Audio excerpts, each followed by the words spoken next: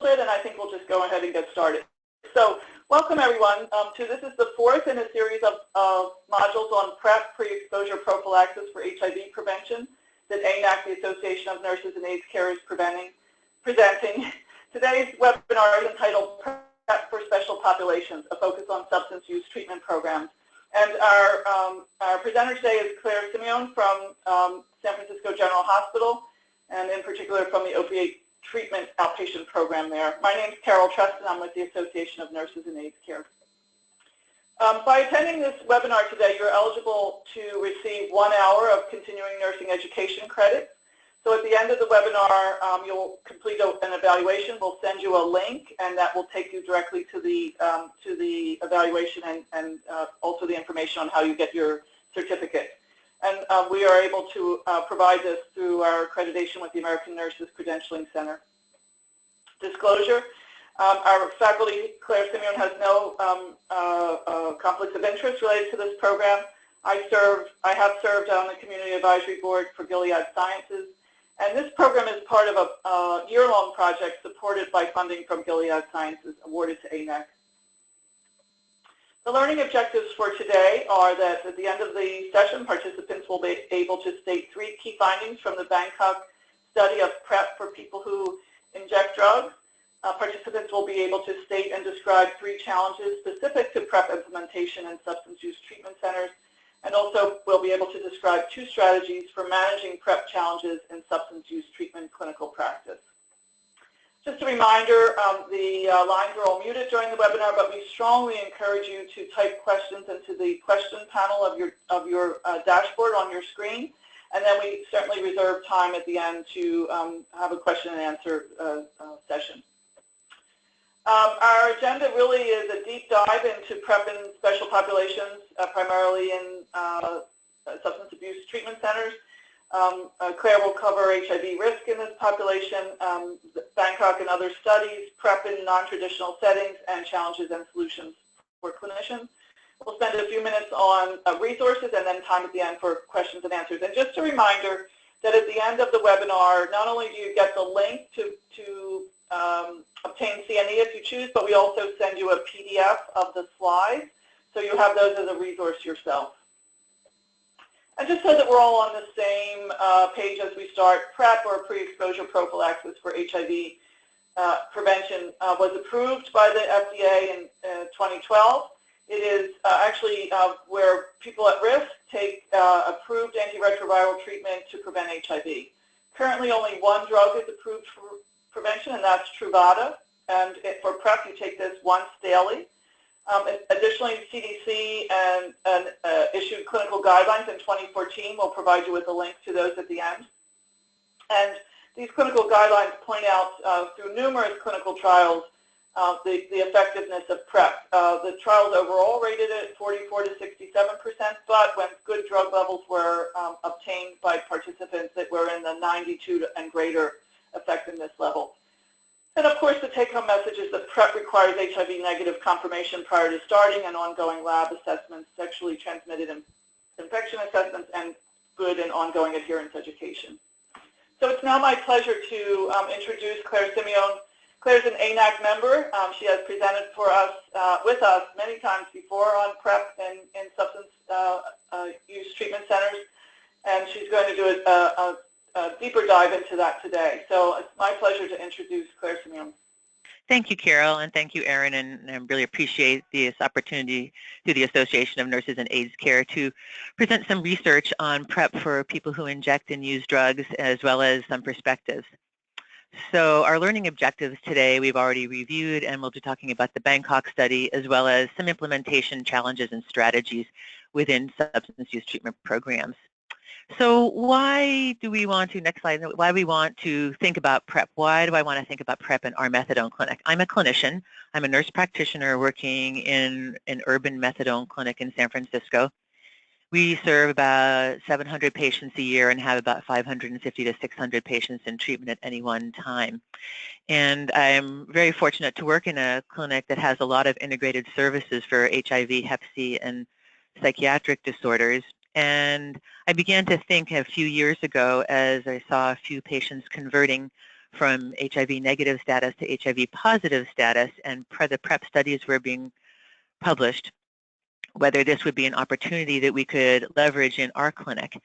And interestingly, we haven't had a lot of conversions, but we had about 4 conversions in the last 5 years. And 2 people were no longer injecting drugs, and 1 person definitely had an injection risk, very recent before his conversion. And 1 person had sort of a mixed picture. So I began to think, well, maybe we can prevent some infections.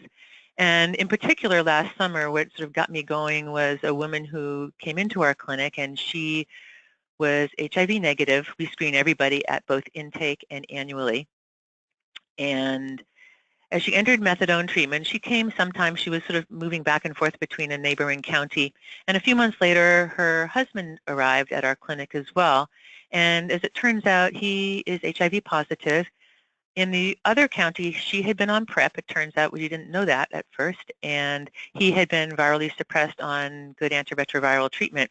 But in the course of the summer, they lost their housing, they fell out of care, and when they presented to our clinic in San Francisco, he was viremic, she was no longer on PrEP, neither of them had insurance that would allow them to be seen easily in San Francisco, and despite numerous referrals for her in particular to both our wonderful neighboring PrEP clinic, that required that she have Medi-Cal that's located in San Francisco to get services there, as well as our wonderful public health STI clinic, which would treat her regardless, but she wasn't able to make it there.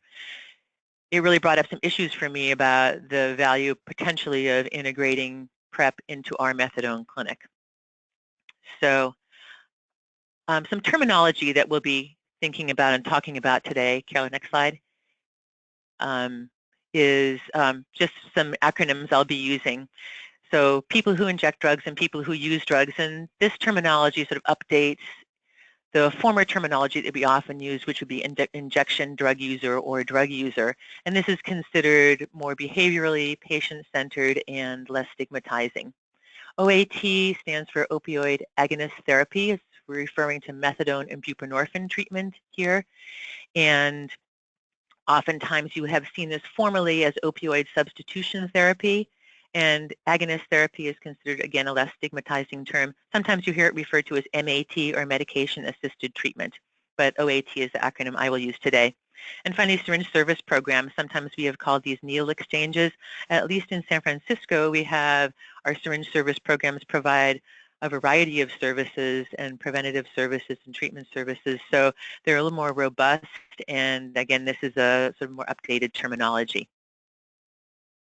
So what about risk? So I would like to take a few minutes here at the outset just to talk about what we know about the risk for HIV acquisition in our patient population. And in our methadone treatment program here, we treat people who inject drugs, and we also treat people who do not inject drugs but still have opioid use disorder as a diagnosis.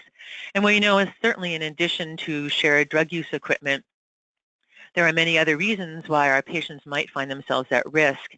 We often see that, we know from studies that our patient population has high rates of condomless sex. There's also polysubstance use and other drugs, including cocaine, methamphetamine, poppers. They've all been linked to increased HIV acquisition in studies. We also are all well familiar with the rise in the heroin epidemic and other opioid use epidemic in this country, so we're seeing an increasing problem in this period of time. And also our patients are historically poorly engaged in healthcare, which means they're less likely to be tested. And when they do get tested, they're often presenting late to diagnosis, which causes problems both for their own personal health, but also it increases the viremia in their social network, whether that's a sexual network or an injecting network, and therefore putting partners at higher risk for HIV acquisition. So here's a brief sketch of the substance use epidemic in the United States, and you can see this is data from the National Survey on Drug Use and Health, and it looks at people in the United States who are 12 and older, and you can see just the numbers that we are facing. And just in the past month alone, not over 9 million people were using illicit substances, and this does exclude marijuana. And over 44.4 million people have injected drugs in their lifetime. And heroin use, as you can see, is in the hundreds of thousands just in the past month, and getting close to 1 million over the course of the most recent year. So that's the epidemic that we're facing. And when we look also at the co-epidemic of HIV in our next slide, we know that people who are living with HIV and AIDS, among that group, 14% are people who have injected drugs, and an additional 5% are men who have sex with men who have also injected drugs. Among our new diagnoses in the country, 6% are among people who have injected drugs, with additional 2.7% among men who have sex with men who have also injected drugs. There was a very interesting survey report. It was an analysis by Smith and his colleagues that looked at the national survey data of people 18 years and older, and they looked at the injection use habits and estimated that nationally 1 in 5 persons who inject drugs could benefit from PrEP. So that's over 100,000 people that may benefit from this evidence-based strategy that behooves us to think about how we can deliver this prevention strategy to them. And as we mentioned before, there's multiple risks, and here's a little data that supports those risks. This is a national HIV behavioral survey. It's conducted every few years in 20 key metropolitan areas in the United States. And it's a survey of community behaviors and attitudes. And if we look at people who've injected drugs or are injecting drugs, we can see that there is certainly significant risk factors here for HIV acquisition. 30% had receptively shared syringes. There were high rates of condomless vaginal sex and heterosexual anal sex, and also men who have sex with men, much lower rate, interestingly, of just 5% reported. And to take a quick glimpse at what we're looking globally, because I know there might be people on the line who do not work in the United States or whose work takes them out of the United States, there's close to 13 million people in the world who have recently injected drugs, and that's based on surveillance data from the World Health Organization. And the data is a little hard to come by because not all countries are reporting on this population. But among all the injection drug users, people who've injected drugs in the world, an estimated 13% are living with HIV currently. And again, if we want to drill down a little bit on some geographic regions and some other way to think about risk, we see that the people who inject drugs have 22 times the risk than the general population of acquiring HIV, and 50 times in some key countries. In Eastern Europe and Central Asia, where we know there's a very large injection use epidemic going on, 51% of all new infections are related to people who inject drugs. That was compared to 6% in our country. And in some countries, close to 40% of people who living with HIV or AIDS are people who have injected drugs. Pakistan had a rate of 38% and Indonesia of 36%. We want to look at this global map. This looks at the number of new infections and the change in infections since 2010. So the little circles over the countries and the arrows point up or down depict whether there has been an increase or a decrease in new infections for HIV in that 5-year period.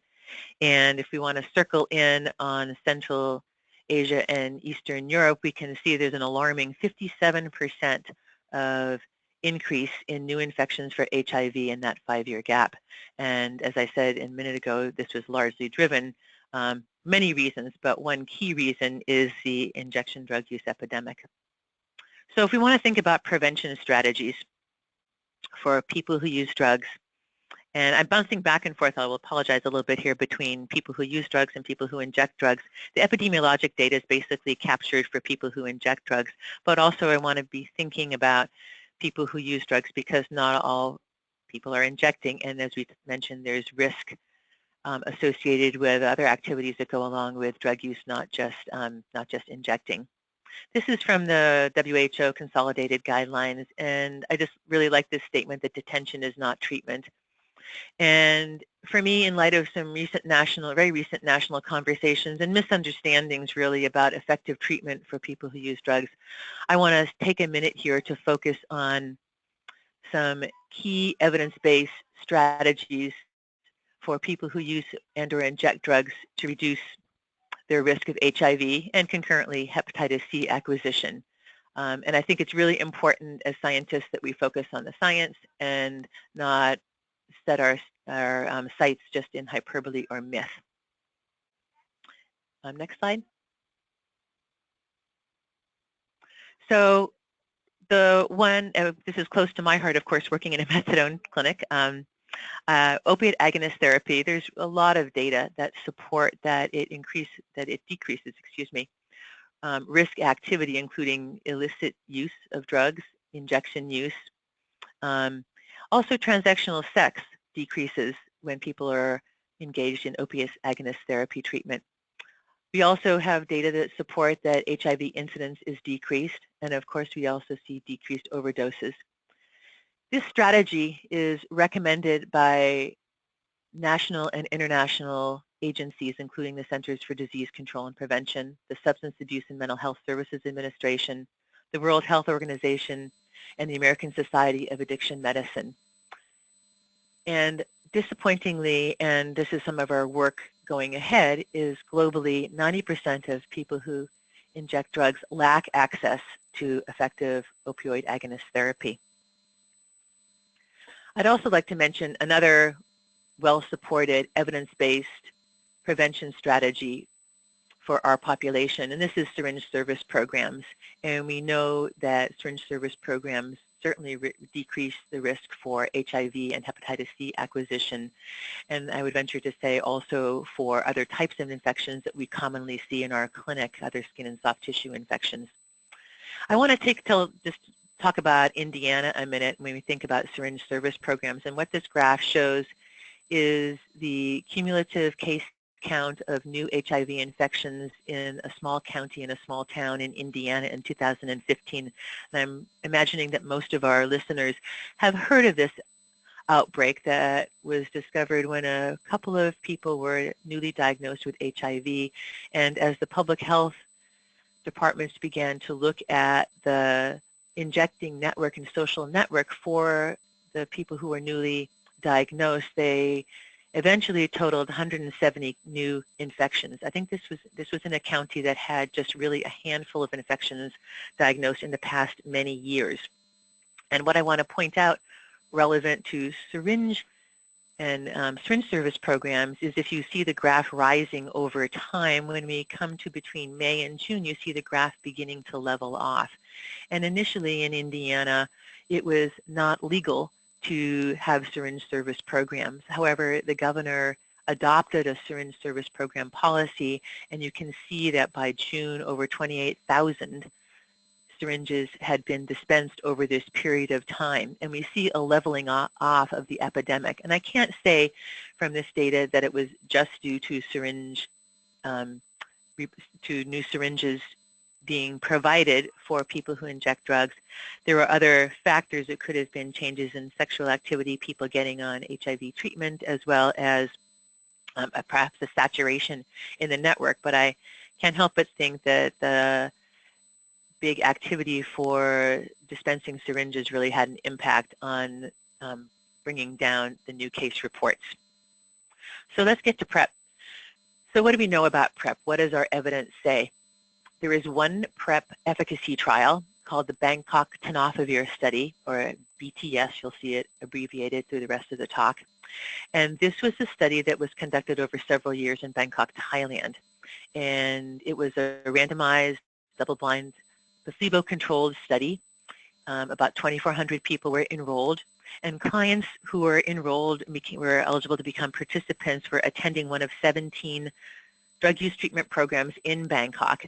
And these treatment programs, in addition to providing or having this be this study site, also provided HIV counseling and testing, risk reduction counseling, social services, some primary care, methadone treatment, condoms, and bleach for cleaning syringes. In Thailand, syringe service programs are illegal. However, syringes are available for purchase in local pharmacies. And a couple more things just to say that the population was 80% male, but 80% in between 20 and 40 years old. About a little less than a quarter of the people were engaged in methadone maintenance treatment. A quarter of the people had been using heroin. 33% had been using methamphetamines, and 22% were using midazolam, which is Versed, which we don't see much injecting going on in this country, but it's common in Thailand. And people were randomized to either receive their PrEP as directly observed treatment at the drug treatment centers, or they could opt for getting a month's supply and returning every 30 days. And they could change this choice as the study went through. People were asked to keep an adherence diary, and labs were drawn monthly for the first 3 months, and then every quarter after that. And in addition to safety and monitoring labs, also in some of the sites, tenofovir levels were drawn. And I just want to mention that we're used to thinking about tenofovir emtricitabine, also known as Truvada, as the approved PrEP medication here in the States. In this study, it was just the single drug of tenofovir. So what did the results say? Looking at our next slide. If we look at the overall efficacy, so we look at reduction in new infections. And so there were 17 new infections in the treatment arm and 33 new infections in the placebo arm. And that translated into a 49% reduction in new infections in overall in the tenofovir arm compared to placebo, which is really a great outcome. If we think about our other PrEP studies that you've heard about in past webinars and maybe have read about elsewhere, we know that adherence makes a difference. And when we looked at people who met the adherence criteria, and the adherence criteria for this purpose of analysis was defined as people who took the study drug over 70% and missed no more than 2 consecutive doses, that we actually saw an increase in the efficacy of a 56% reduction in new infections. Also, I said that there was blood levels drawn, and for all people who acquired HIV during the course of this study, tenofovir level was drawn, as well as for a cohort of people who were in the tenofovir arm of the study. And they found that I think there was, let me get to this, yeah, that 66% of treatment participants had tenofovir in their blood level. And what this did when they looked at just the people who had adequate levels of tenofovir, it translated into a 74% reduction in new infections for HIV. So the odds of getting infected were 3 times lower if the tenofovir was detected.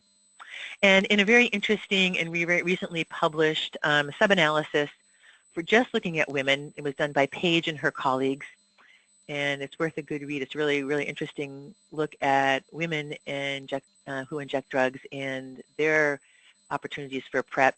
We saw that for all women, not just people who had detected tenofovir levels, but all women who were in the study, which was a little under 500 women, that they had a 79% rate of reduction of new infections. This was double the 37% found in just the men. So I thought that was pretty interesting.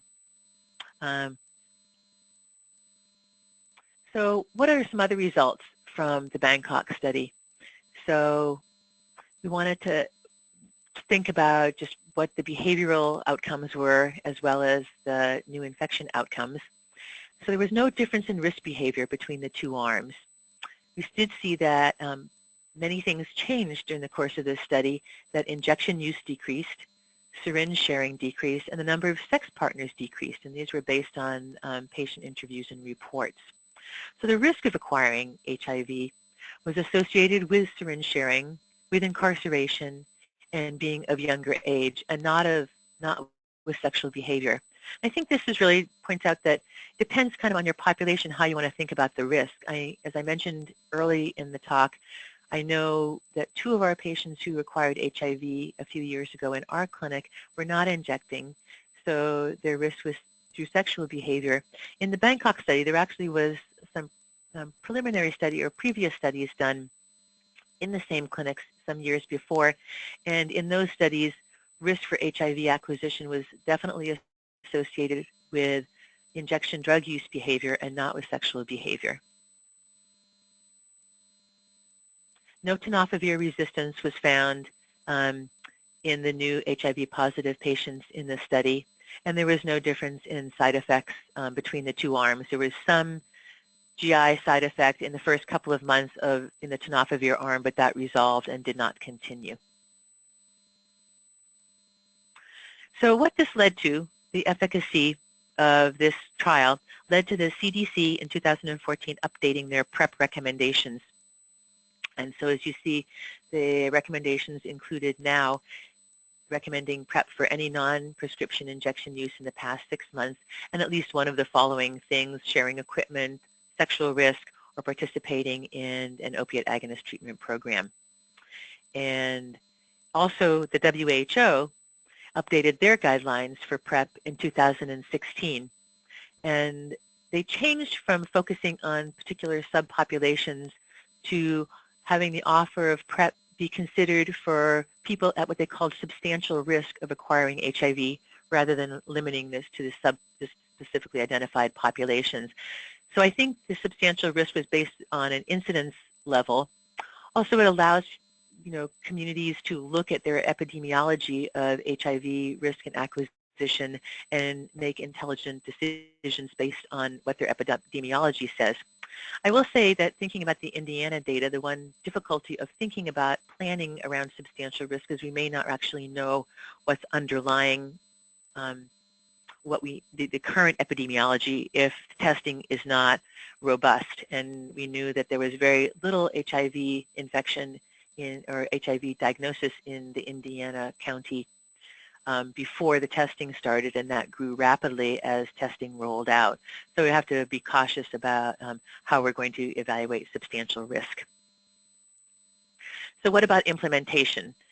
So we now we think we've established that there's risk for HIV among our population of people who are using drugs, whether or not they're injecting, and that there is also efficacy for PrEP in our population, but how best to implement.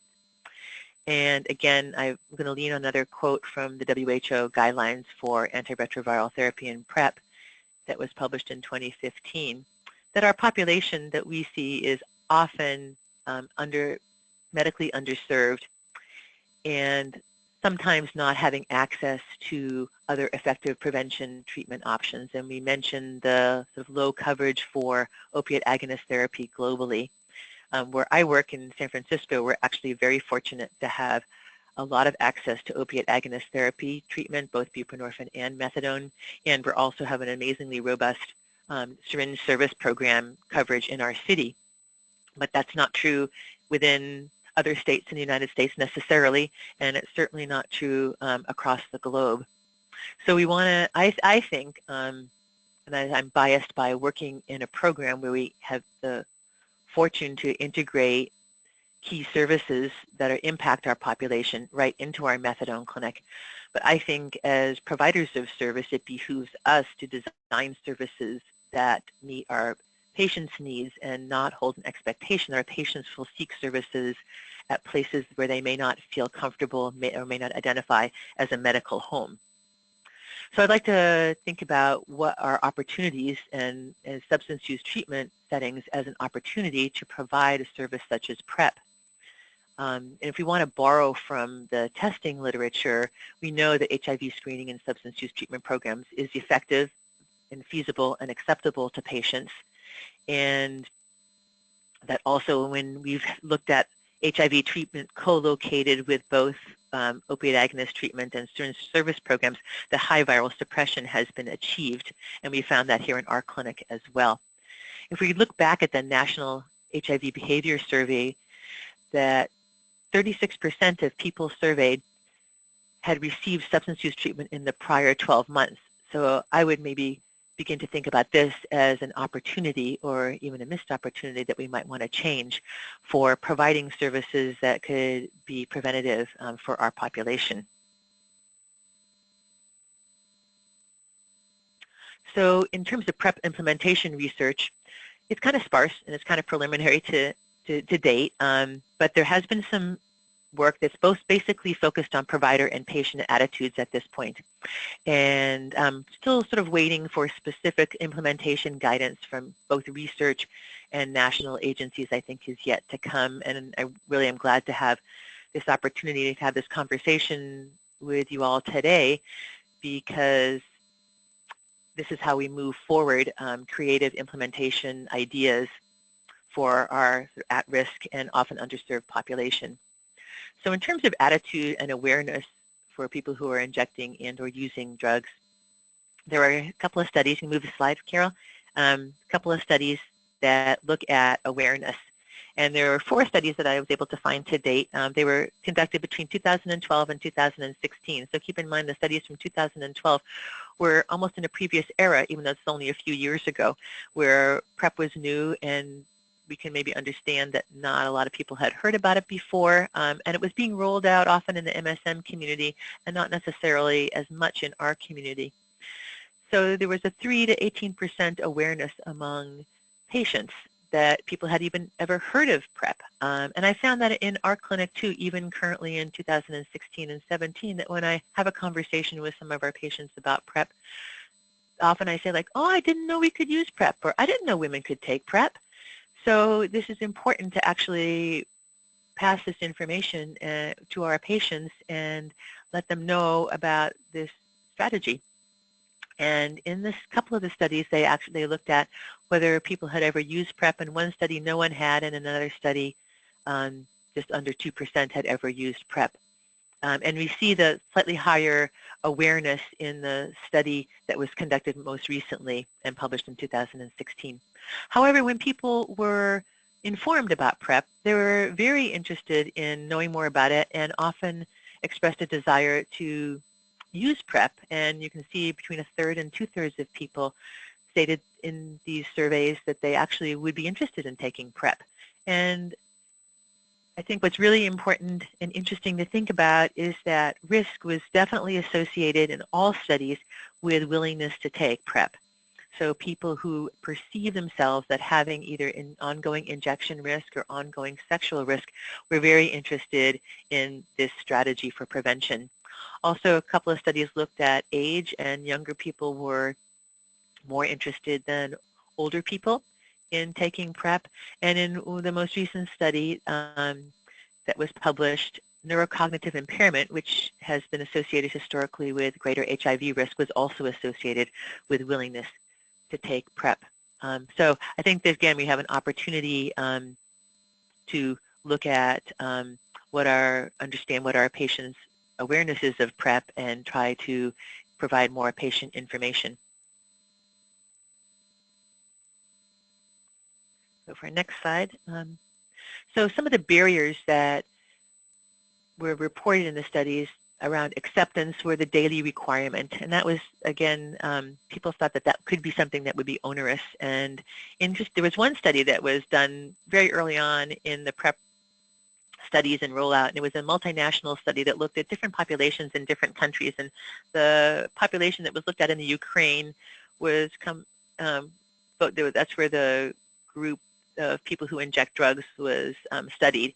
And it was a survey, and this was as PrEP was very new before many of the studies even came out. And they were theoretically asking, would you like a pill once a day, or would you like a monthly injection? And it was overwhelming that people wanted a monthly injection. So the daily requirement is something that's very challenging, and we need to make sure we manage that for our patients.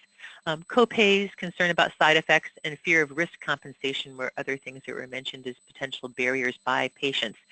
And what about risk compensation? So risk compensation, as I imagine you're familiar with, is the concept that if people take PrEP, that they will be more likely to increase their risk behavior because they'll feel protected by the PrEP. Well, we know that from the Bangkok trial that there was actually a decrease in risk behavior over the course of the study. And in a survey, a community-based survey, which was conducted in 2012, 87% of people surveyed disagreed with the statement that there would be no need to use clean needles or condoms if they're taking PrEP. So they were not planning on increasing their risk behavior just because they were taking PrEP. And again, in a more recent survey of patients in a methadone treatment program, they asked whether people would anticipate changing their sexual or injecting risk behavior if they were taking PrEP. And they said no, they were not. Interestingly, although, in this study, that the anticipated risk behaviors remained quite high. Just 12% of people stated that they would always use that they always used or would use condoms, and 28% of people said they would not share their injecting equipment. However, this was no change from their behavior before. So I think, to me, it highlights the need for PrEP in a population that has ongoing risk behaviors. In terms of provider-focused research, a couple of studies looked at awareness of PrEP. In the outpatient substance use treatment program, both medical counseling and administrative staff were interviewed. And at this point in time, which was a couple of years ago, just 4 of 36 people, providers interviewed, were aware of PrEP, and they were favorable once educated, but did identify some major concerns around the systems that would need to be in place to implement PrEP within their substance use treatment programs and adherence concerns. In a more recent survey, there was people who were members of the American Academy of HIV Medicine were asked to complete an online survey asking them about the likelihood of prescribing PrEP. And so these are experienced HIV providers, and 45% of the providers said that they would be likely to prescribe or consider PrEP for people who inject drugs versus 78% for people who had an HIV-positive partner. This gave me pause as I am thinking that our population often has bias associated with people's willingness to provide services for them. We know from antiretroviral studies that people who inject drugs can be extremely adherent as anyone else in taking their HIV medication, and I think we need to be aware of adherence issues, but also not discount a population because maybe as a provider we might think that maybe they would not be adherent. Some of the barriers that the providers identified were identified in the provider studies was basic provider lack of knowledge, that it was outside the practice domain. This gets back to our discussion about integrated care and whether someone in a substance use treatment program sees their arena of treatment and care as very limited by substance use only, or whether there can be integration and collaboration beyond that. Patient adherence, as I mentioned, was identified, and people felt that in the provider studies felt that they might have difficulty deciding whether someone was, quote, stable enough to be on PrEP. I thought this was interesting because from my perspective, sometimes I feel that our patients who are not quite stable in their methadone treatment would be the people who would be most benefited by PrEP because their life is still chaotic and it might be difficult to engage in safe practices. Safety and structural issues were also identified, funding issues, and also developing sort of systems such as referral systems. And in substance use treatment programs, we are challenged by having sort of restricted funding streams, and that, I think, provides a definite barrier for allowing for integrated services within clinics, especially if they are standalone, and also allows us to maybe think for new opportunities of collaborative care within our communities, of how we can partner with outside agencies and providers to make services more robust for our patients. When we think about adherence, has been mentioned a few times. We think about what about adherence. So the Bangkok study showed that according to the diaries, next slide please, according to the diary, 84% of people reported good adherence. And however, with the plasma tenofovir levels, we see that there was a lower rate of what we would presume adherence by a 39% detected plasma levels among the people who converted to HIV during the course of the study, and 66% detectable levels in people who were HIV negative but were in the tenofovir arm. There was also a Bangkok open label study for the year following the closure of the randomized controlled trial. People who were engaged in this study were offered to come back and receive open label directly observed therapy at the clinic, or if they were incarcerated at jail, for the following year, and adherence was assessed.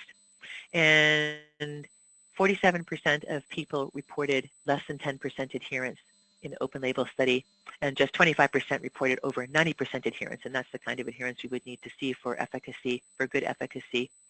And the data was not sub-analyzed at this point, but I wonder if there was some interplay with self-perception of risk for people who saw themselves at greater risk, that maybe they were in that 25%, versus some people who maybe wanted to take PrEP initially, but then felt that they were not so much at risk and maybe tapered off on their adherence to the PrEP medication.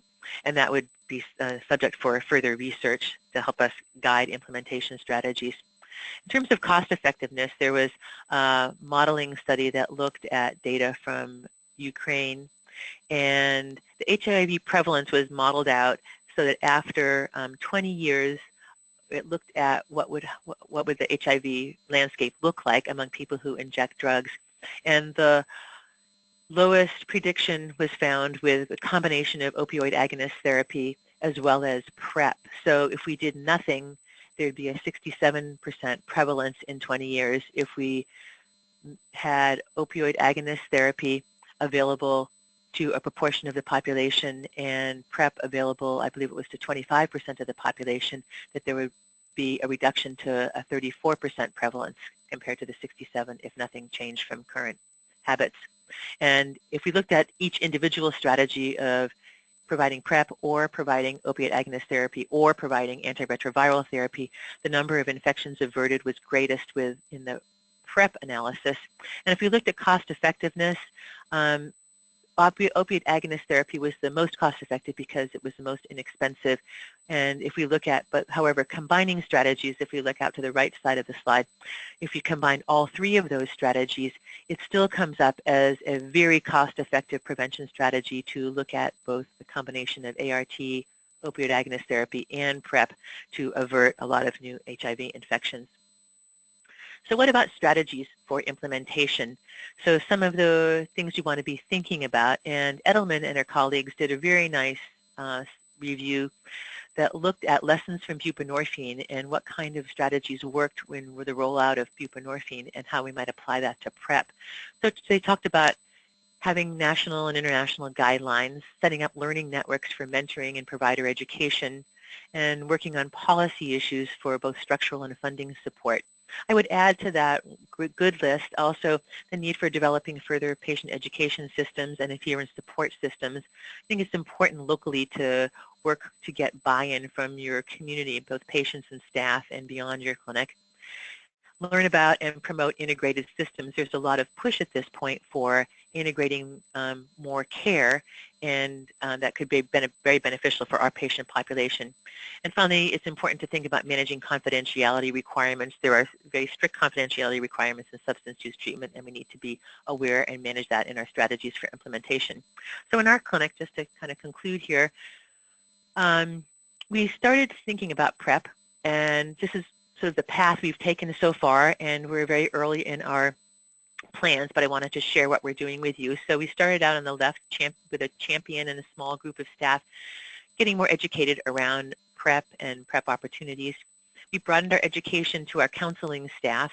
We have a number of counselors who meet with their patients regularly as is required in methadone treatment here in the United States. And we also linked with a couple of PrEP experts in our Department of Public Health external community to help us with education and thinking about our process. We then developed some clinic-specific education materials and a promotion campaign so that we would widen both staff education and patient education, and then began to plan for patient assessment and treatment flow. How is this going to work? And keeping in mind that we're not dedicating extra staff resources to this, that we're fortunate to have a phlebotomist on site that we can coordinate with. That's been very helpful. And thus far, we've started 2 patients on treatment. One person is taking their PrEP as directly observed therapy along with their methadone at the dosing window, and the other person takes her PrEP home. And again, as I said before, we benefited from our existing integrated model, and And I think some of our challenges currently are developing a monitoring system that will work for the long haul and for any expansion, and figuring out staff resources. And then of course, we still struggle with insurance and making sure that insurance will cover the required lab monitoring and, of course, the medication itself. So are we ready? This is a study. You'll get a long list of resources at the end when you get the slides from us.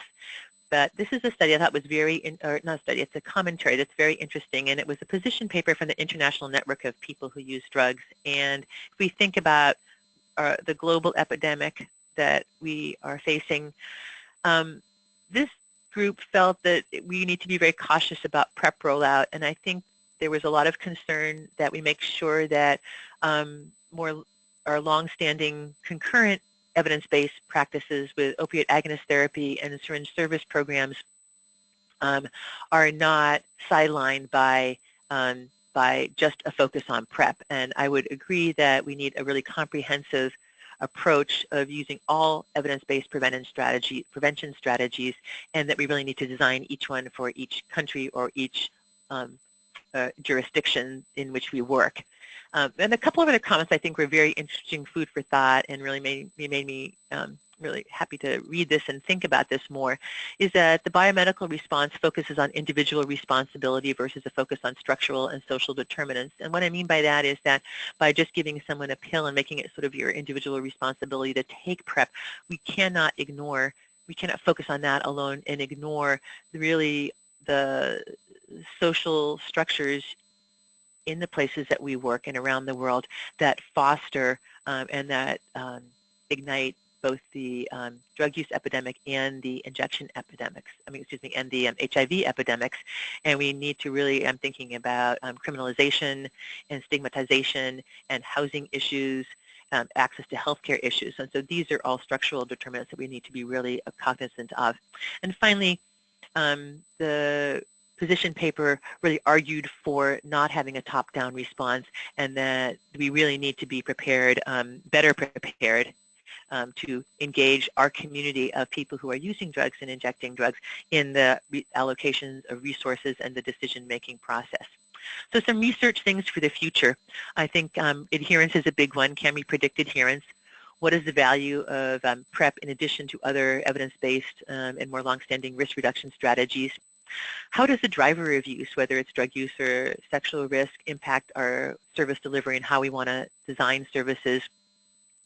And how do screening venues impact PrEP screening and treatment? So I work in a opioid agonist treatment program, so we're familiar with medications, but what about in a treatment program where there's not clinical and prescribing staff on site? How would you collaborate and coordinate PrEP assessment and access in that kind of setting? So these are important differences to think about in our setting of the overall umbrella of substance use treatment.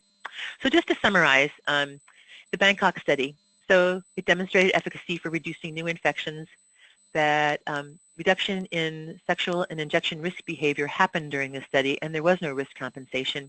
And as is true in all the PrEP studies, adherence really matters. Some of our challenges, just in the broad sweep, we have challenges both on the patient level, the provider level, and on the systems level. And people could be challenged to interact with on any one of those levels in order to move PrEP forward for implementation into settings such as substance use treatment programs. And some of our strategies for implementation, I can't emphasize enough the importance of integrated and collaborative services. We're collaborating with our Department of Public Health. As a hospital-based methadone treatment program, we are collaborating with our next door lab, and we're also collaborating with the HIV clinic that is located in a nearby building. So lots of opportunities for collaboration there. Also, patient and provider education, I think, is paramount at this point. And I think in education, and I would say a focus of education needs not only to talk about the nuts and bolts of PrEP, but also to really address the issues of stigma and criminalization. And finally, policy advocacy. What can we do to work on the streams of funding and the opportunities that we might have in what we might call non-traditional medical settings to provide this very important prevention service. So for my last slide, This is the Martin Luther King Memorial in Washington, D.C. I was at a conference a couple of years ago, and this just has stayed with me because I think it's really important. I work with a population who often doesn't have a lot of hope. And just this weekend, I was reading the results of the Ukraine cohort that was studied in terms of their interest and willingness to take PrEP. And the majority of people in the study clearly said, this is a strategy that would give me hope. So I think I want to leave you with that, and I want to thank my colleagues at San Francisco General, and a particular shout out to our librarian who helped me with lit search, and of course all of my patients here at the General who are daily inspiration. So I'm happy to take questions, and thank you very much. There will be a long list of references that will be sent to you, and no need to read through each of them right now. Thanks so much, Claire. That was amazing, and that was so much information. We're getting some really good comments in the chat box. In fact, I'm going to express thank you from some of our listeners who say great presentation. Thank you so much. Thank you. I really enjoyed presenting it. Good. Really, really, really good and insightful and thought-provoking. Thank you. I'm going to remind you that we have a few minutes left, so please type in questions if you have them. You will get the slides. And that will be in a PDF, so you'll have all this information, including that wonderful, wonderful resource list that Claire provided. I'll also point out to you that we have a number of web-based resources for you. If you go on the ANAC, Association of Nurses and AIDS Care website, resources and tools tab across the top, and then there's a PrEP information for clinicians page within that tab. And that's constantly updated. In fact, we will be updating it as a result of the last 3 webinars with new information from our presenters. Lots of links there to a number of resources, including the CDC clinicians guidelines and also information about the PrEP line sponsored by UCSF. That is actually a case-based peer-to-peer consultation service. So it's about if you have a patient that you're either considering or on PrEP and you have questions about that and you want to talk directly to an expert clinician, that information is there.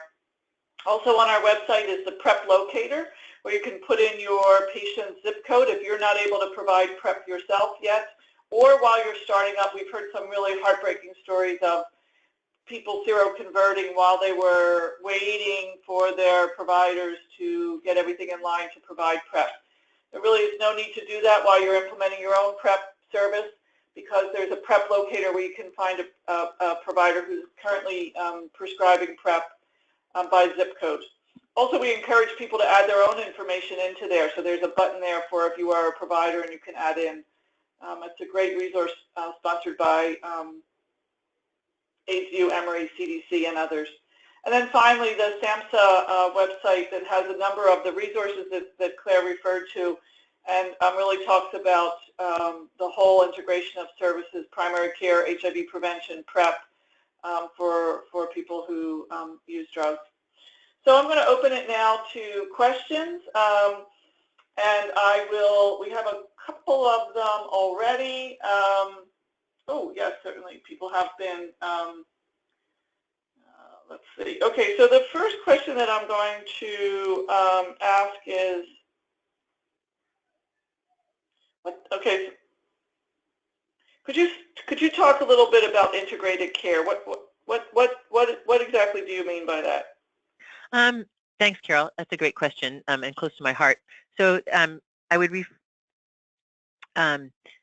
integrated care. There's different levels of integrated care, and we can think about how we might want to pull care that we don't typically. Let me start again. So historically, we've thought about integrated care, especially in this era of integrating substance use screening and services into primary medical homes. There's been a lot written through both on the HRSA. There's actually integration models on the HRSA website. So we think about that type of integration of, as we look at the substance use epidemic in our country, that we are wanting to pull more screening, like expert screening, into medical homes. I would, as a person who is a clinician working in a substance use treatment program, I would argue that we also need to be equally cognizant of the opportunities for what we might consider reverse integration, which is bringing medical services into our substance use treatment programs. We know our patients have difficulty engaging in medical care often in the larger community. There is also a lot of often stigma that is faced. There's a lot of historical distrust of the medical community amongst our patients. And our patients are choosing to come here. They connect with us. They get really strong relationships with our counselors and with our medical staff.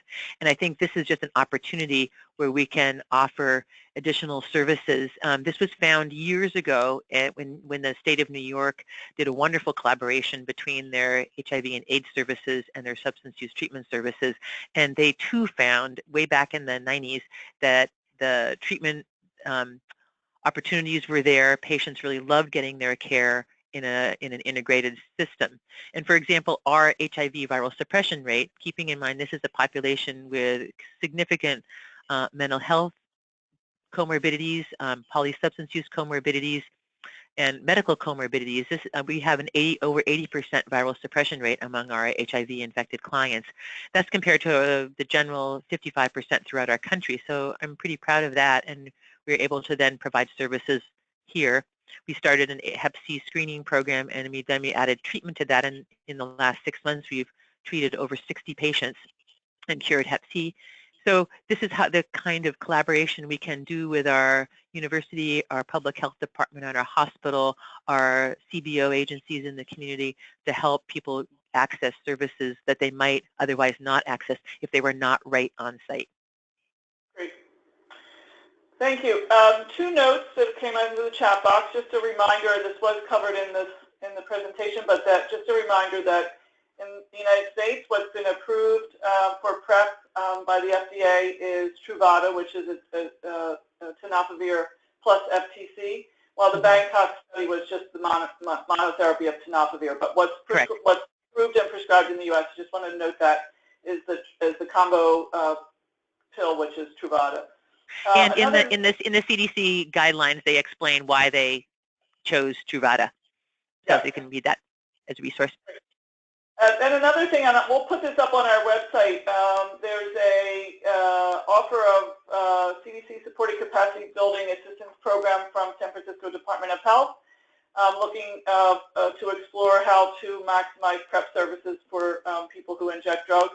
So we'll certainly add that to our resource list on our website.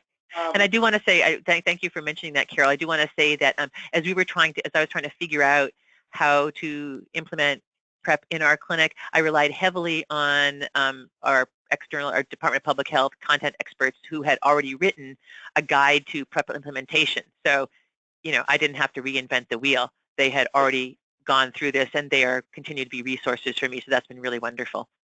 Great. So we'll update. We'll add that to our resource list with a link. Thank you both.